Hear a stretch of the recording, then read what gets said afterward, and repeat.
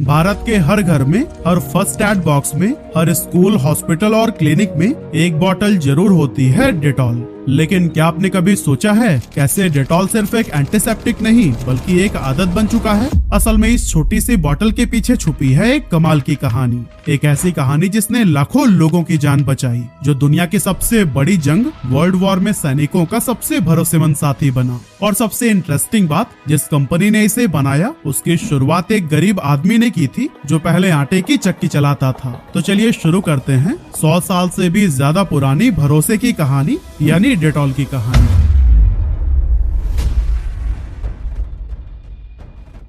तो दोस्तों, story start होती है साल 1840 से, जब इंग्लैंड के एक छोटे से शहर में आइजैक रैकेट ने बड़ी उम्मीदों के साथ एक फ्लोर मिल यानी आटा चक्की की शुरुआत की। लेकिन काफी कोशिशों के बावजूद मुनाफा न के बराबर था और हालात दिन ब दिन मुश्किल होते जा रहे थे। पर फिर भी आइजैक ने हार नहीं मानी और वह लगातार मेहनत करते रहे। उसी दौरान उन्हें रियलाइज हुआ कि ज्यादातर लोगों के बीच हाइजीन और साफ सफाई को लेकर कोई अवेयरनेस नहीं है। ऐसे में उन्होंने सोचा कि क्यों ना कुछ ऐसा बनाया जाए जिससे साफ सफाई भी आसान हो जाए और लोगों को इसकी इम्पोर्टेंस भी पता चले। इसी विजन के साथ उन्होंने रैकेट एंड सन्स नाम की एक कंपनी बनाई, जहां वह स्टार्च, नील और घर में यूज होने वाले कई तरह के क्लीनर्स बनाने लगे। इन प्रोडक्ट्स की क्वालिटी इतनी कमाल की थी कि जल्द ही इसने लोगों के घरों में जगह बनाना शुरू कर दिया। 1880s तक इंग्लैंड में रैकेट का नाम हर घर तक पहुंच चुका था। लोग इन प्रोडक्ट्स को सिर्फ साफ सफाई का सामान नहीं बल्कि अपने घर की सेहत का हिस्सा मानने लगे थे।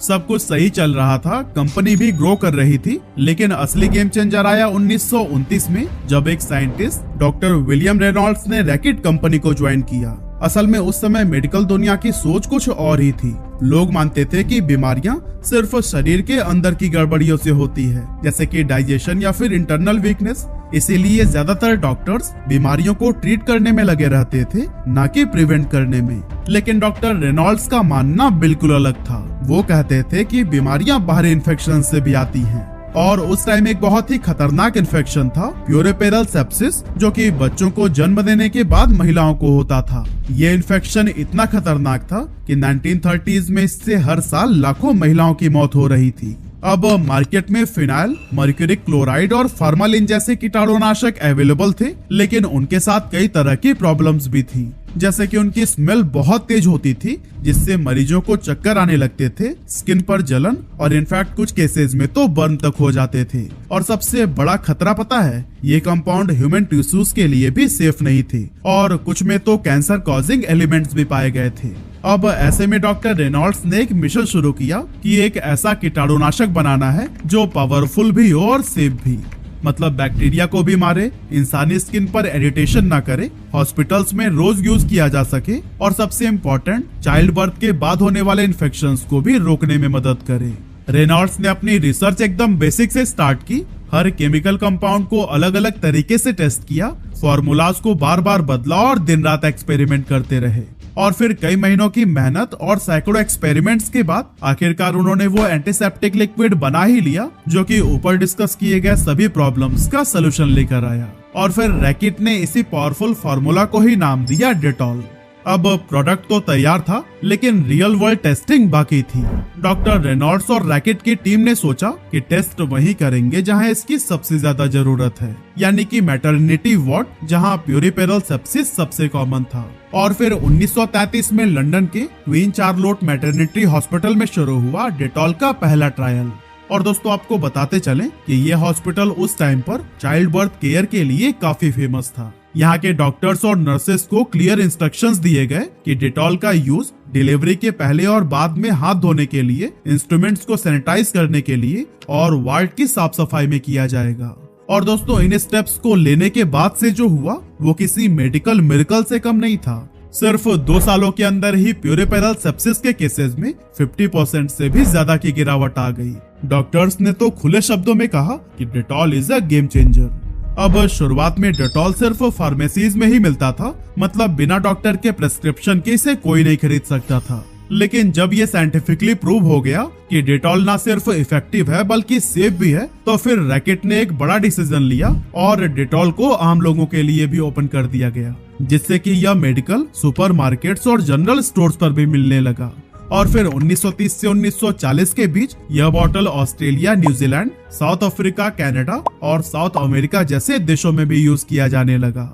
इसी बीच 1936 में डेटॉल इंडिया भी पहुंचा था, लेकिन यहाँ का सफर आसान बिल्कुल भी नहीं था, क्योंकि उस दौर में यहाँ हाइजीन को लेकर अवेयरनेस ऑलमोस्ट जीरो थी और लोग जख्मों पर नीम की पत्तियां, हल्दी या फिर घर के पुराने नुस्खे लगाना ही ज्यादा भरोसेमंद मानते थे।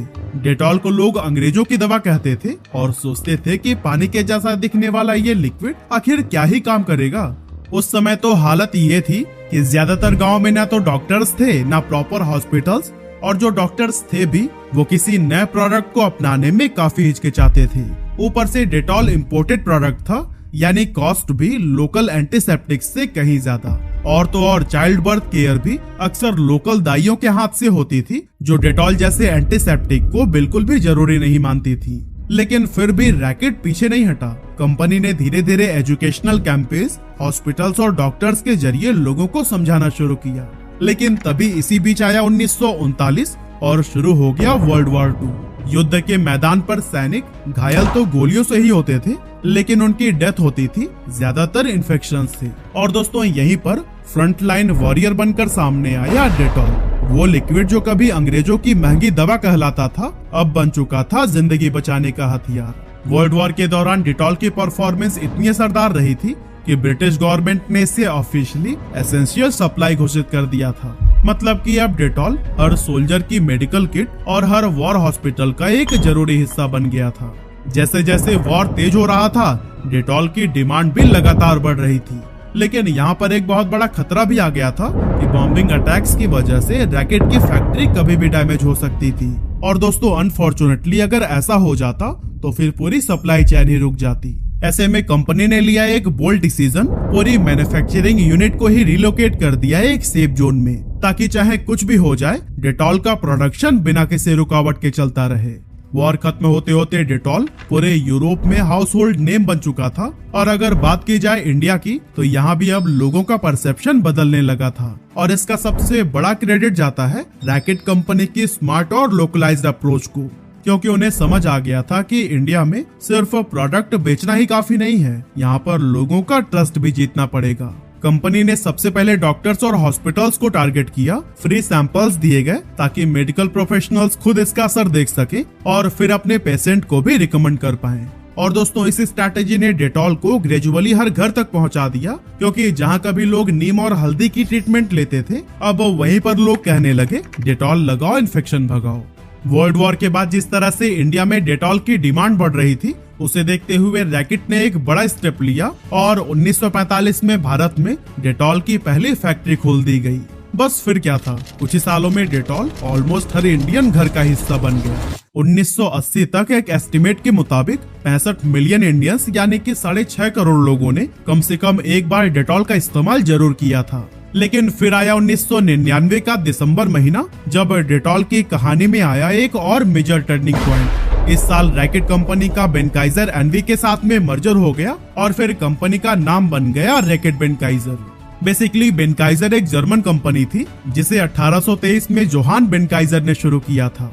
शुरुआत में ये कंपनी वाटर सॉफ्टनर और क्लीनिंग एजेंट्स बनाती थी और उनके बनाए गए प्रोडक्ट्स इतने इफेक्टिव थे कि जल्द ही पूरे यूरोप में पॉपुलर हो गए। लेकिन अब सवाल उठता है कि जब दोनों कंपनियों का बिजनेस ठीक चल रहा था, तो फिर मर्जर की जरूरत ही क्यों पड़ी? असल में 1990s के एंड तक रैकेट की ग्रोथ काफी धीमे पड़ने लगी थी। इनोवेशंस का टेम्पो भी थोड़ा स्लो हो गया था और ग्लोबल मार्केट में यूनिलीवर और प्रॉक्टर एंड गैम्बल जैसे नए नए प्लेयर्स की वजह से कंपटीशन भी काफी बढ़ने लगा। मतलब कंपनी को अब कुछ बड़ा करने की जरूरत थी। दूसरी तरफ बेनकाइजर थी एक साइंस ड्रिवन और एग्रेसिव कंपनी, जिसके पास थे वेनिस, वीट और ड्यूरेक्स जैसे फास्ट ग्रोइंग और मॉडर्न प्रोडक्ट्स। लेकिन प्रॉब्लम ये थी कि बेनकाइजर के पास वो डीप डिस्ट्रीब्यूशन नेटवर्क नहीं था जो कि रैकेट के पास में था। यानी कि एक के पास जबरदस्त प्रोडक्ट्स तो दूसरे के पास बढ़िया नेटवर्क और पुराना भरोसा। इसी सोच के साथ दोनों कंपनीज ने एक साथ मिलकर काम करने का फैसला लिया। मर्जर के बाद दोनों कंपनीज ने मिलकर इनोवेशंस को तेज कर दिया, सप्लाई चेन को एफिशिएंट बनाया और मार्केटिंग को बनाया और भी ज्यादा रिलेटेबल। और दोस्तों इन सभी इम्प्रूवमेंट्स का सीधा फायदा मिला डेटॉल को, क्योंकि अब डेटॉल बन चुका था एक लिक्विड से कहीं आके एक लाइफस्टाइल एसेंशियल। 90s के दौरान जब भारत में हाइजीन को लेकर जागरूकता बढ़ने लगी, तब रैकेट बेनकाइजर ने इसे सिर्फ एक एंटीसेप्टिक लिक्विड के रूप में नहीं बल्कि एक हेल्थ एसेंशियल्स की तरह प्रमोट करना शुरू कर दिया। अब डेटॉल सिर्फ घाव या चोटों के लिए नहीं था, अब ये था हर दिन के पर्सनल हाइजीन का हिस्सा। इसके बाद से रैकेट ने लॉन्च की एक पूरी प्रोडक्ट रेंज जिसमें शामिल थे Dettol soap, Dettol hand wash, surface cleaner और हैंड सैनिटाइजर। यानी कि अब लोग सिर्फ दवा की तरह नहीं बल्कि रोजमर्रा की जिंदगी में भी डेटॉल को अपनाने लगे थे। लेकिन फिर आया कोविड-19 पैंडेमिक, एक ऐसा समय जब हाइजीन सबसे बड़ी प्रायोरिटी बन गई थी। इस पैंडेमिक के दौरान हाइजीन के लिए डेटॉल हैंड वॉश और सैनिटाइजर जैसे प्रोडक्ट्स की डिमांड आसमान छूने लगी। इस टाइम कंपनी ने कई सारे अवेयरनेस कैंपेन्स भी लॉन्च किए जिसमें लोगों को बताया गया कि कैसे वायरस से बचने के लिए प्रॉपर हाइजीन रखना बहुत जरूरी है। डेटॉल ने WHO की गाइडलाइंस को फॉलो करते हुए प्रोडक्ट्स बनाए और बड़े लेवल पर प्रमोट भी किया ताकि लोग समझ पाएं कि इन प्रोडक्ट्स का साइंटिफिक बेस कितना स्ट्रॉन्ग है। इतना ही नहीं, डेटॉल ने एक बहुत ही इमोशनल और इंस्पायरिंग कैंपेन भी लॉन्च किया जिसका नाम था डेटॉल सैल्यूट्स। इन कैंपेन में उन कॉमन हीरोज को सैल्यूट किया गया जो पैंडेमिक के दौरान साइलेंटली दूसरों की मदद कर रहे थे, जैसे कि डिलीवरी बॉयज, क्लीनर्स, नर्सेज और लोकल हेल्पर्स। कंपनी ने न सिर्फ उन्हें सम्मान दिया बल्कि फ्री हैंड सैनिटाइजर और क्लीनिंग किट्स भी डिस्ट्रीब्यूट किए ताकि हाइजीन हर जरूरतमंद तक पहुंच सके। इसका असर यह हुआ कि 2020 के फर्स्ट हाफ में ही डेटॉल की सेल्स में 62% की जबरदस्त ग्रोथ देखी गई और इसी के साथ लाइफ बॉय को पीछे छोड़ते हुए डेटॉल भारत का नंबर 1 सोप ब्रांड बन गया।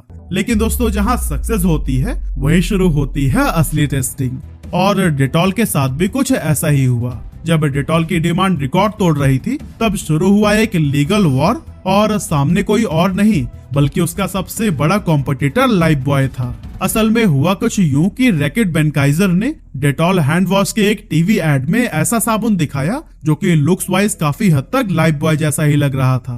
इस एड में मैसेज था कि डेटॉल हैंड वॉश साबुन की तुलना में बैक्टीरिया को मारने में ज्यादा इफेक्टिव है। अब लाइफ बॉय ये देखकर भड़क गया। उन्होंने इस पर स्ट्रॉन्ग ऑब्जेक्शन उठाई और डायरेक्टली रैकेट पर मिसलीडिंग एडवर्टीजमेंट का केस ठोक दिया। उनका कहना था कि ये सिर्फ एक एड नहीं, ये हमारे सालों से बनाए गए ट्रस्ट और रेप्यूटेशन पर सीधा हमला है।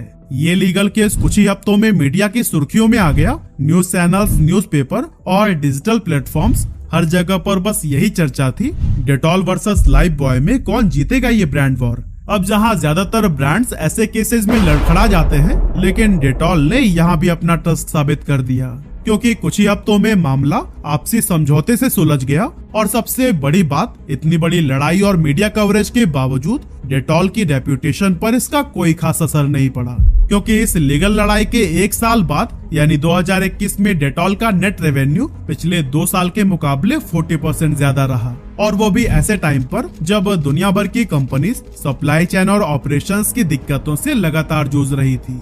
अब अगर आज की बात करें तो एंटीसेप्टिक लिक्विड सेगमेंट में डेटॉल का दबदबा इतना जबरदस्त है कि इसने लगभग 85% मार्केट शेयर पर कब्जा कर रखा है।